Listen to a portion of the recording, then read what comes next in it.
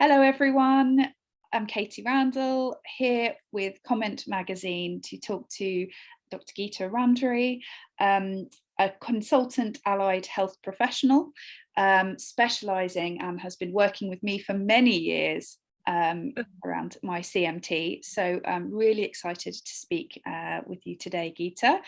Thanks for your time. I was wondering if you wouldn't mind just starting off telling us a little bit about your job title, your expansive role, and what it all means, and also where you work, because I realise I missed that off. So where I work, you got it behind me here. So I'm at Queen Square, so the National Hospital for Neurology and Neurosurgery. So I work in the Centre for Neuromuscular Diseases there.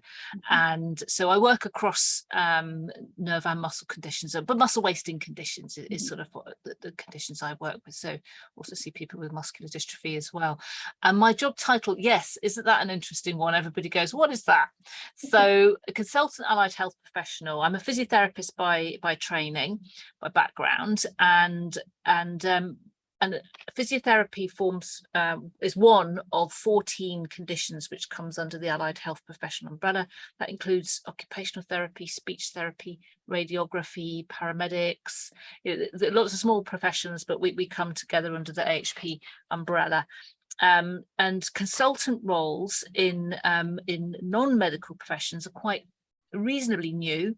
So we have consultant nurses and different consultant physios, consultant OTs, etc. But there's not many of us around. But they're a recognition of senior roles and leadership roles, and similar to how they are with medical consultants. You know, we have consultants in professions outside of medicine as well, don't we? So it's just, I think it's more of a reflection of that. So we're not doing doctor, medical roles as such. We do it, but we're experts in our own profession and our own roles at consultant level. And then in terms of what I actually do here, so I wear a few hats. So I still have my own clinics, my consultant AHP clinics. I go to the MDT clinics with Professor Riley and Dr. Matilda Laura, some of you may know, and also in the muscle clinics. And I also lead a small research team here, the Neuromuscular Rehabilitation Research Team. So I'm an honorary associate professor at UCL Institute of Neurology here. And so I supervise a number of PhD students and a couple of postdoctoral physiotherapists who are doing work into rehabilitation interventions or managing conditions for people with muscle wasting diseases. And we've had a few studies in the past and currently ongoing actually in different types of CMT. And what else do I do? And yeah, have a leadership role here, do some national work for physiotherapy and for neuromuscular diseases, for the British Myology Society and things like that. So you're a very busy person. Yeah, I just sit back and let the world roll. Sometimes that's the best way to take it, isn't it? When you're a busy person, you've just got to get done what you can, but go with the flow. Amazing. And that's so interesting to hear about all of those different areas, and hopefully we'll have time today to talk through each of them in a little bit more detail. But first, I'd be really interested to hear a bit more about your background and sort of where your interest in neuromuscular sort of diseases and sort of other similar conditions sort of comes from. And obviously it sounds like it started potentially with sort of physiotherapy being, you said that's your kind yeah. How did that all begin? Where did that? So it's interesting. I was with physiotherapy as I qualified in 1995. I'm reasonably old, and I always thought when I started my physiology, I was quite sporty. So I thought, oh, I want to go into sports injuries. That's where all the glamour is and all that sort of thing. And then when I actually qualified, I really got very, very interested in neurology. It really engaged me sort of intellectually and academically, and I really enjoyed working with people with neurological conditions.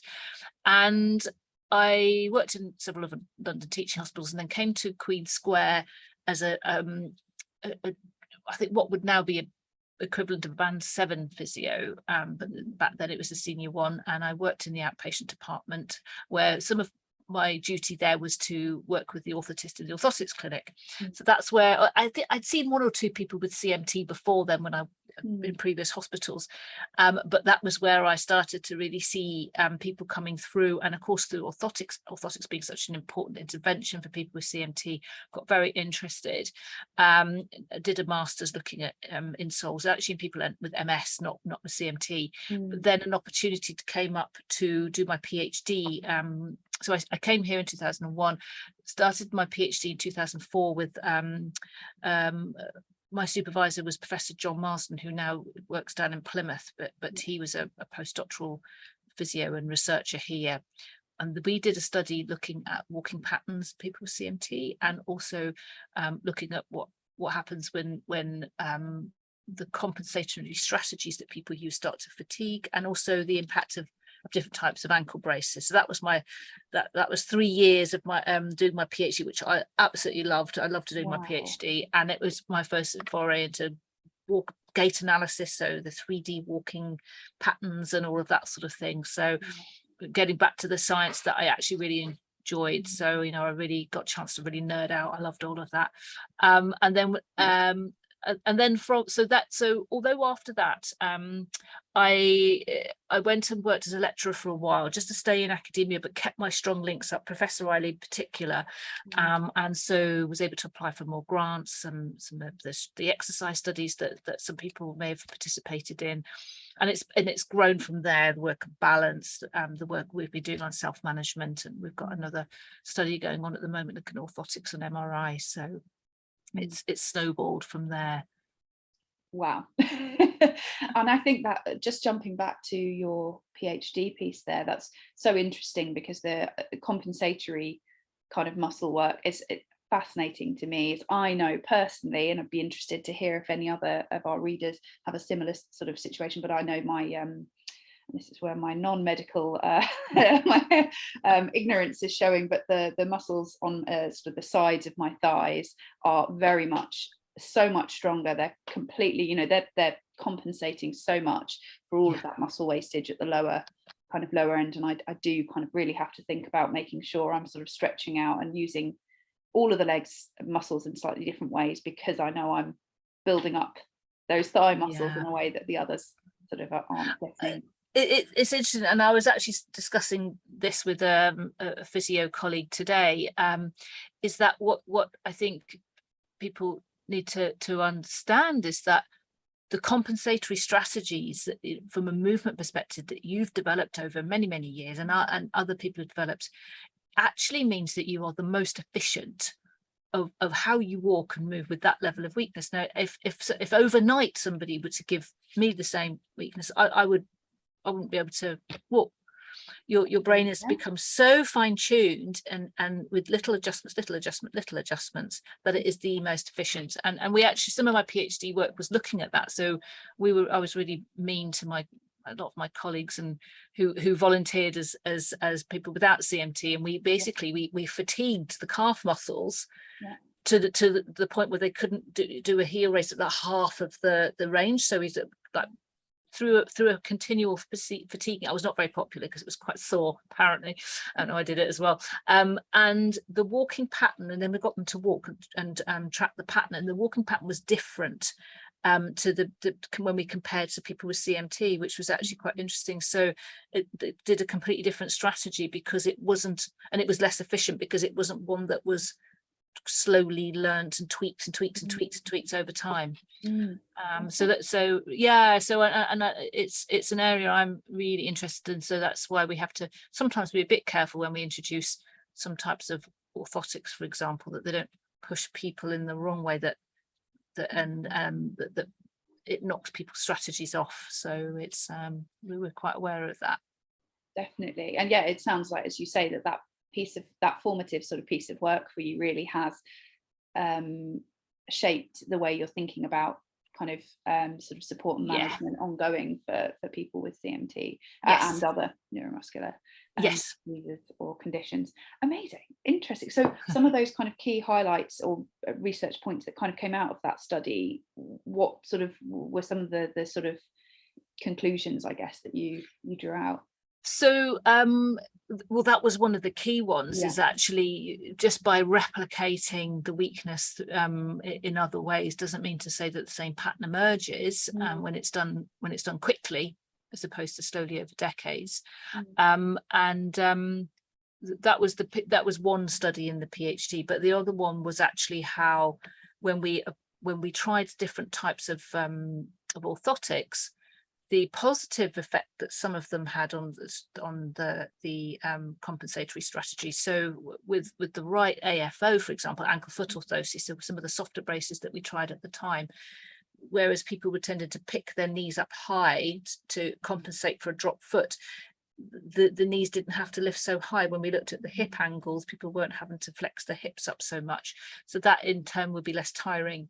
So these were the other things that we were learning about, actually what could help to reduce the need for compensation. And it normalized the the walking pattern. And I know certainly some people tell me in clinic, some people are quite conscious about. Interesting, somebody today said this to me, not with CMT, but with another condition that has foot drop, that people are starting to ask him, they're noticing, what's wrong, and he's, it's exhausting just having to say it each time. So if there's a way that we can try and normalize the walking pattern, then hopefully people are not going to ask so much.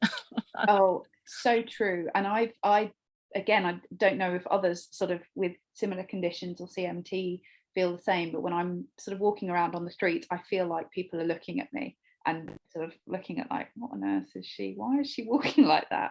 But Yeah, it's some of it's probably in my head, but you do sort of and some people will go as far as asking and saying, oh, why are you sort of trotting like a pony? That foot drop.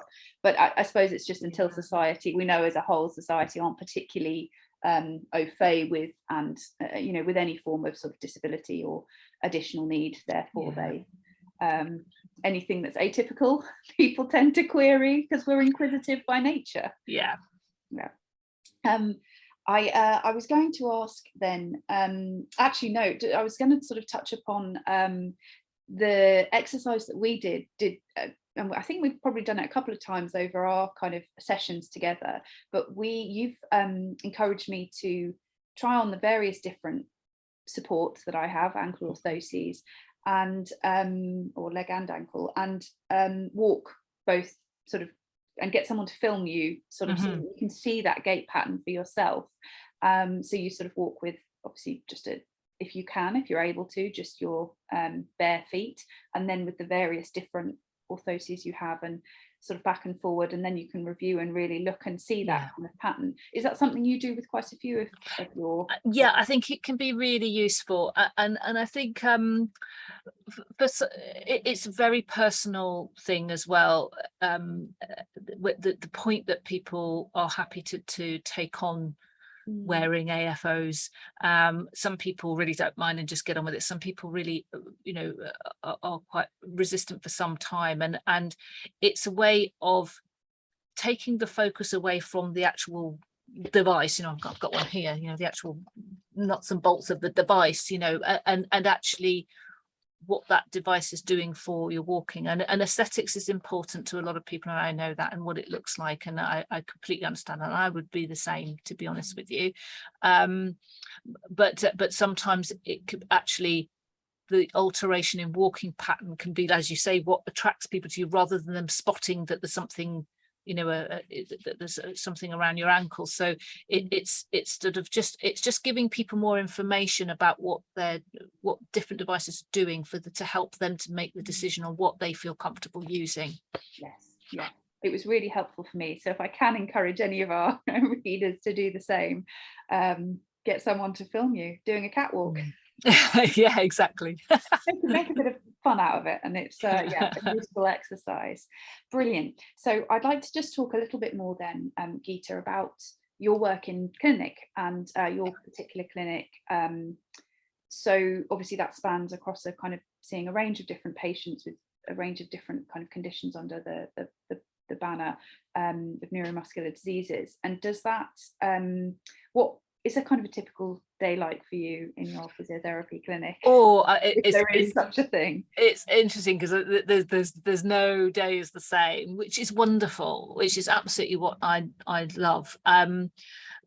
Because everybody who comes in is different and their own personality, and there's also for me over the years, it's not just coming in and looking at somebody's legs, it's getting to know the person, and which is the bit I love, what makes them tick, you know, what and I think for therapists, that's so important. It's such a part of how we're trained, actually. You know, we're trained in a model called the biopsychosocial model, so it's also about understanding what people's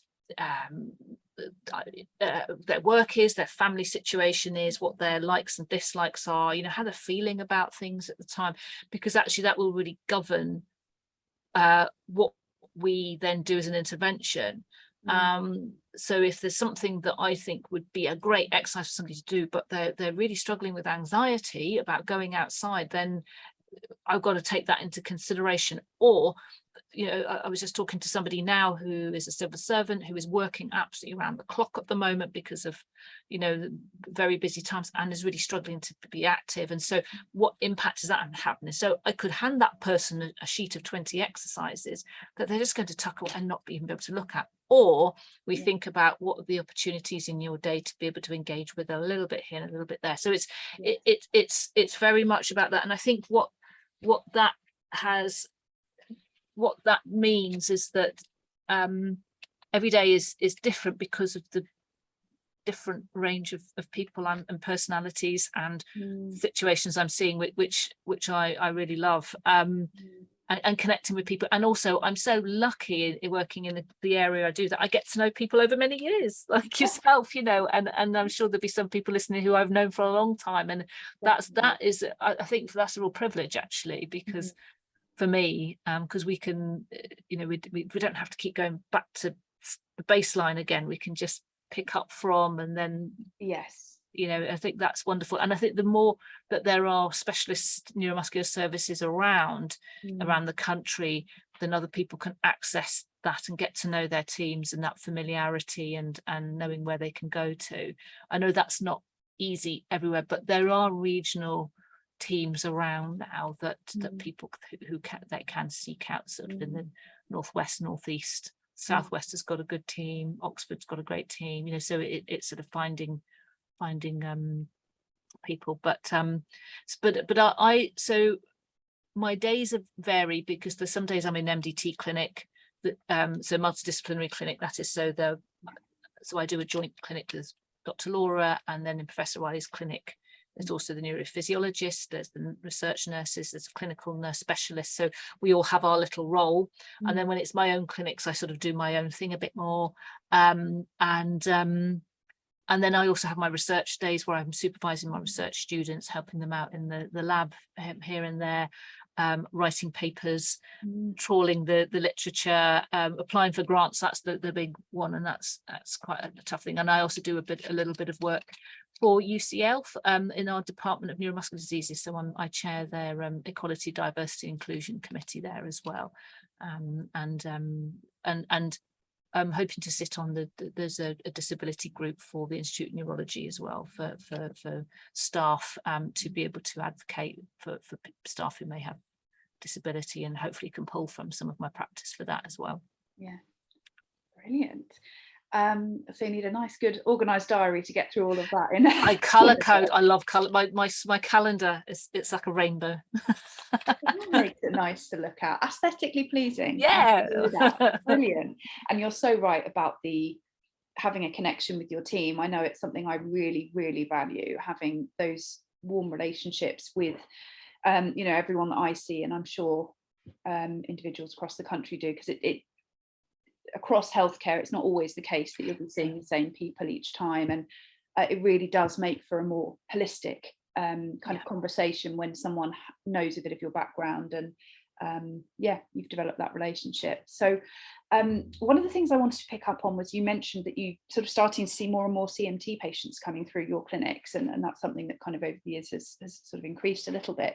Do you think, two questions, do you think that's perhaps because there's better identification sort of now for CMT?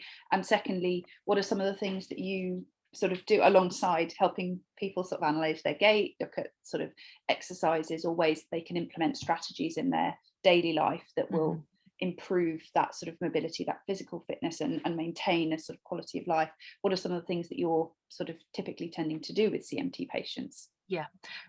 So in terms of the numbers of people coming through, yes, I think there's probably better awareness, and also the diagnostics is getting a bit better for people. There's more, as I'm sure everybody who's listening knows, there's more genes being identified, and people like Prof Riley are at, you know, the forefront of the diagnostics for that. So so it means that we now be able to see sort of there's a variety across the different genetic subtypes as well, which is quite interesting, which actually does mean, I think, that sometimes we have to slightly adjust what we do for when there are differences.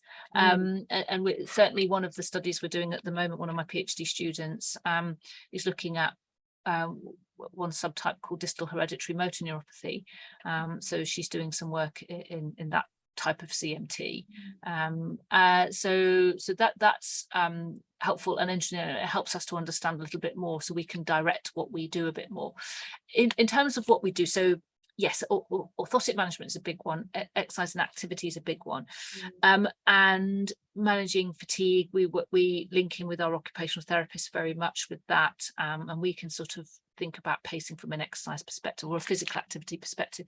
But a big part of what we're doing at the moment is I've got a PhD student at the moment who's looking at who's evaluating, I'll show you actually, an intervention that we've developed around, oh sorry, excuse me, I'm just going to disappear off so I can get one to wave and show you. That's all right, we can see the nice logo nice and clearly there. So we've developed a self-management intervention, as it were, sort of a resource with a social enterprise called Bridges, who've done a lot of work in different neurological conditions. And so we had some charity funding to do this, and some people with CMT worked on this with us. So we and also muscular dystrophy. So we have people from our centre, if you can see that. Oh, camera's a bit strange. Yeah, there we go, got it. Yeah, so it's adapting to life. That's right, and it was a workshop, a co-production workshop of people living with different neuromuscular conditions. So who decided on the title, that title, the content, the photographs, the stories. They shared stories of who they were, what made them tick, but also how they navigated certain challenges. Because it's all very easy for me to say, you need to do more exercise, but I don't live with a muscle wasting condition. Whereas somebody who does can say, I tried that didn't work, I tried this worked really well for me. And you know, from a variety of people, but also stories and discussion from family members in terms of how they support their mother, partner, sibling, resources, and there's actually a website for this, which I can share as well if people wanted to click on that when this goes out. And so what we've done here is that we've trained our neuromuscular therapists and some of our nurse specialists in this, and how we support people and deliver this, and how we use these resources to help people to explore things that might be might be finding challenging, setting aims that they might have of things that they might want to do. And I think what's been really interesting through the discussions when we were developing this is that a lot of people felt quite lonely in their diagnosis, the rarity of their diagnosis, for example. I think this is where CMT UK is brilliant, because it brings people together. But before people find the support groups, people feel quite alone. And actually, for some people, it's been quite reassuring for them to read this, or because on the website we've also got videos of some interviews with people or discussions people were having, and to go, somebody else gets this, and somebody else has navigated this and come up with this way. It might not quite work for them, but at least it's more informative to hear how somebody with similar challenges has got on. So so this is something we've been using a lot more in our clinics, and I might not always get a book out and wave it, but I'll often have it in mind very much so when talking about challenges, and often I will send people the links to the online. There was an app as well, but I don't know, I don't think that's been able to be supported because it's very expensive, apparently, supporting apps for the British team. But yeah, this has been, and Louis, who's one of our PhD students, has been evaluating it, interviewing people after having this with the nurses or myself or the other physios, and so far people are finding it actually a very different way of looking at it. It's much more holistic, much more about what they want and what's important to them, rather than just let's just sort of look at your condition. Whereas some people come in and they really want me to just give them particular exercises, and it just gives us extra breadth, really. Some people are very clear on what they want. Other people who might be struggling with a particular challenge, and this is just one way of helping to navigate. So we're really proud of this work, actually, and Louis submitting his PhD in a few months on this, and hopefully we'll be able to get that out a bit more. And what I'd really like to do is to be able to train more neuromuscular therapists across the UK to be able to do that, and for people to be able to access this. Yeah, that sounds great. And I mean, I was actually listening to a podcast, the Food Medic podcast, and I've gone back through the back catalogue. So it's sort of series 1, I think, was 2018, but I've been listening to that, and in that series she speaks with Brendan Stubbs, who is yes, I know him, physiotherapist. Yeah, I know him, talking about exercise as medicine, but really, and some of the research that's coming out, the reduction in sort of the promising studies highlighting the impact of physical activity on reducing mental health concerns, all a range of different kind of physical ailments. And I think, but with a muscle wasting condition, it can sometimes be quite daunting to think about how you fit that exercise into your life, or potentially the things that you used to do when you were able to, and potentially younger, and then as the condition kind of progresses, sort of how you adapt if certain things become less feasible for you. So it's sort of really interesting area of research. But and his real area, big area, was in mental health, of course, but he's managed to get a really nice big grant, actually, to sort of expand looking at physical activity and how to support that in mental health. And we tried, I think, the year before for a similar thing in muscle wasting and rare neurological conditions, and unfortunately the same pot we didn't get it. So but his team did, which I'm really pleased for them, and we'll look at other ways of being able to do that, how we use some of these approaches to support people to troubleshoot how to, like you say, how to fit activity in. And actually what we have been learning is actually being, sometimes if exercise feels too daunting, then just thinking about breaking up sedentary periods is actually very helpful. And that reflects some data that we collected a few years ago, when we looked at how long people were sedentary for and the impact on health. And I've presented that a few times, but actually looking at how to break up those periods can be a really good way of trying to address that aspect as well.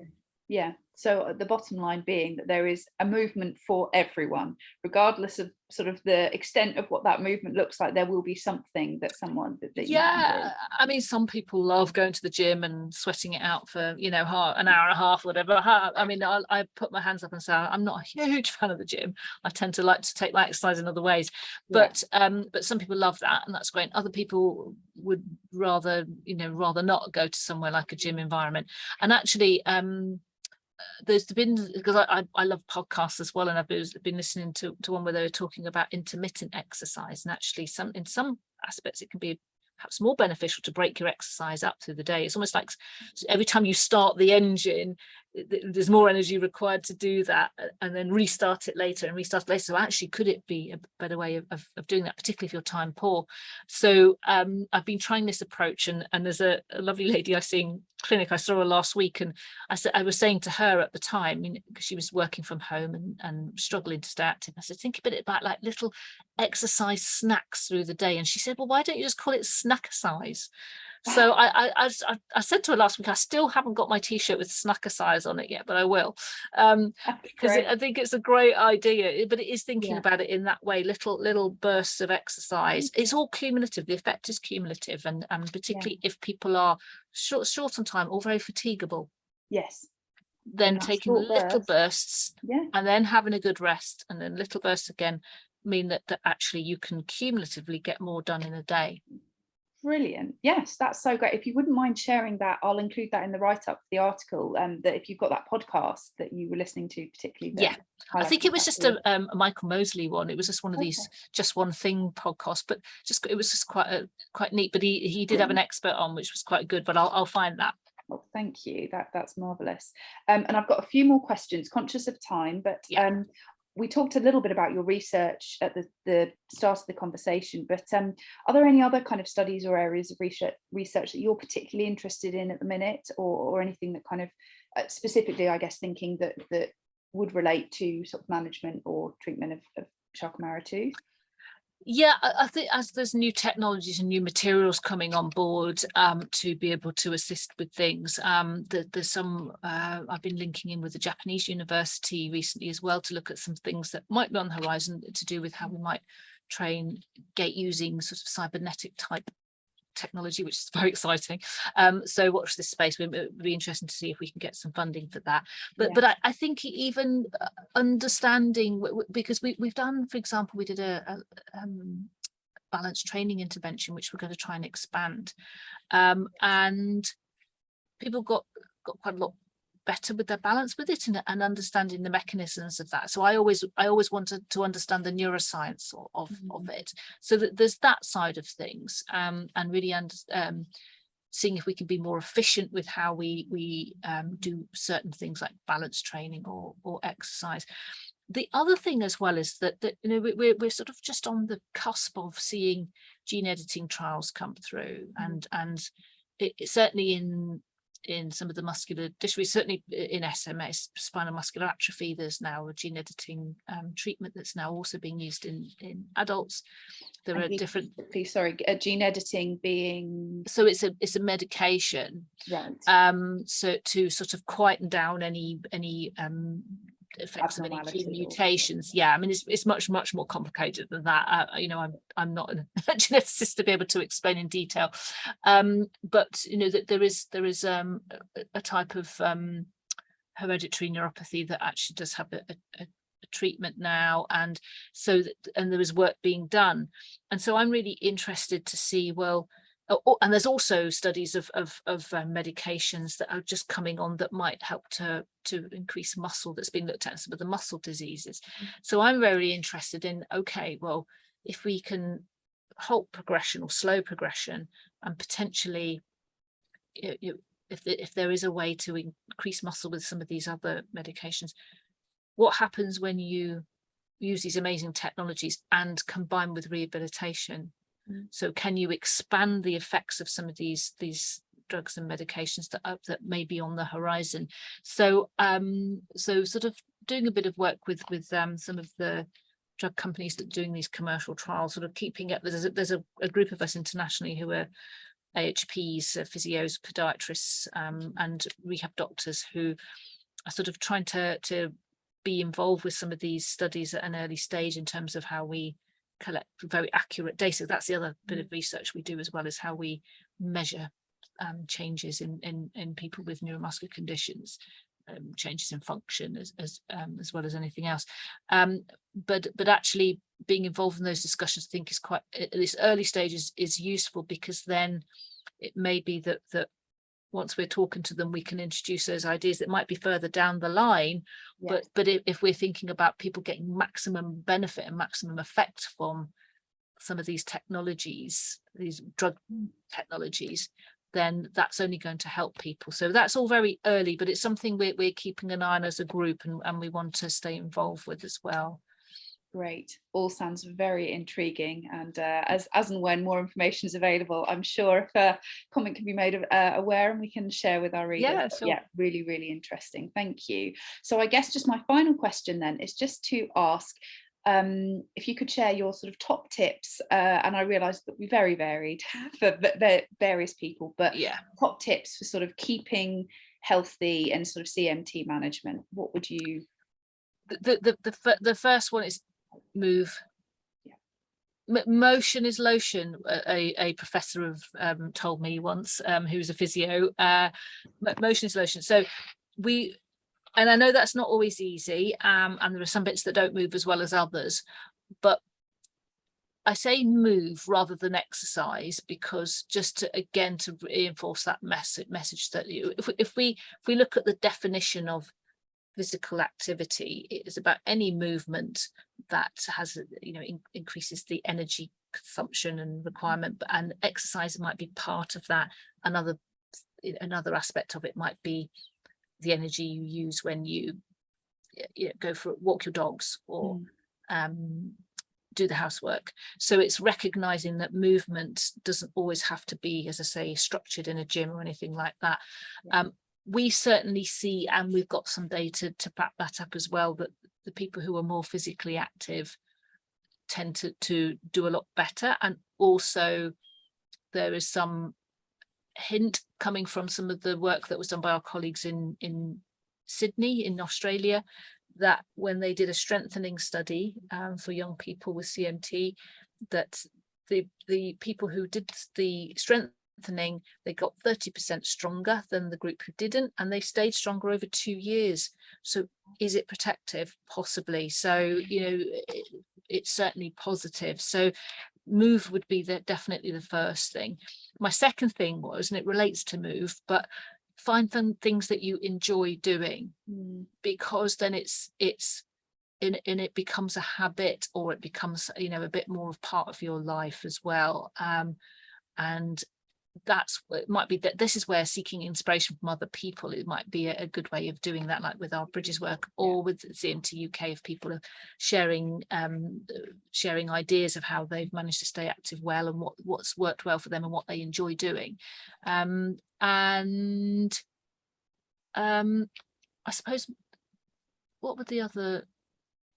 Oh gosh, it's number 3. They're making me think now. I mean, 2 are pretty good. They're pretty good ones. So yeah. It might be that those are and one of the things that puts me in mind of, I had a last interview, we spoke with Karen from the CMT Kids, and the amount of movement that those folks get up to is quite impressive. They do everything. So I think there will all, but it's a whole range of different activities. So I think there's always something for someone. So I think number 3 is that we can normally find a way around.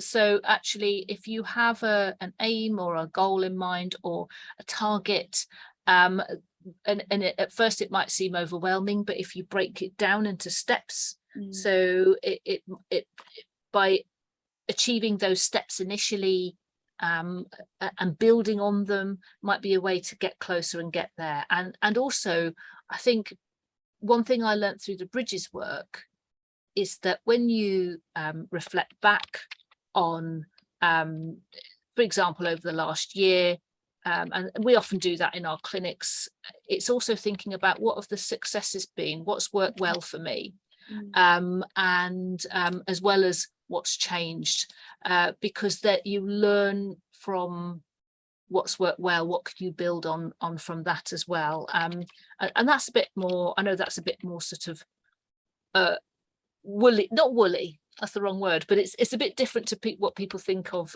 with physiotherapy, for example. But I think it's a really valuable way of knowing where you can build, and just celebrating what's gone well as well, rather than, and in terms of how the aim of the day really is to live well with CMT, but live well. Yes, brilliant. Thank you so much on behalf of all of us for everything that you do and for your time today. Hugely, hugely appreciated.